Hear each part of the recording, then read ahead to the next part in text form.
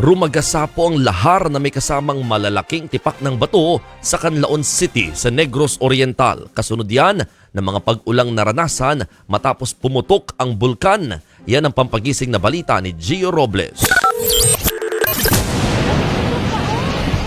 Makikita sa video na ito ang pagragasa ng lahar kaninang hapon sa Padudusan Falls sa Canlaon City sa Negros Oriental.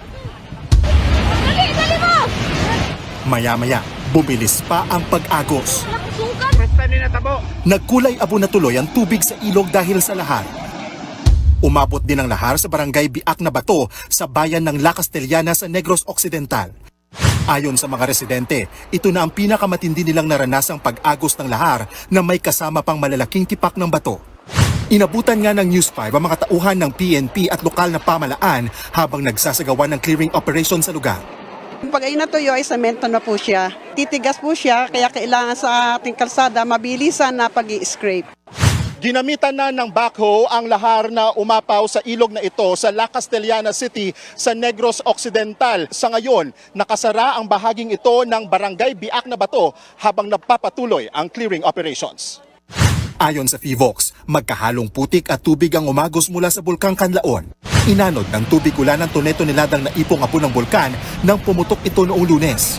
Ang target nila, malaman nila ano po ba yung mga lugar na naapektuhan, gaano po ito kalayo na yung narating nitong baddo nito in the har, gaano po kakapal yung na-deposito. Kasi po mahalaga po itong ma-information na ito, lalo-lalo na po sa ating mga kababayan at sa ating kinaukulan para po makagawa po sila ng mga appropriate action. Inaalam pa ng FIVOX ang lawak ng pinsala. Wala namang napaulat na nasaktan o nasawi sa pag-agos ng lahar at pagputok ng Bulkang Canlaon. Pero pinaigting na ng mga lokal na pamalaan ang pagbabantay sa mga lugar na apektado ng lahar, lalo na ngayong may panakanakang pag-ulan. Nakataas pa rin ang Alert Level 2 sa Canlaon.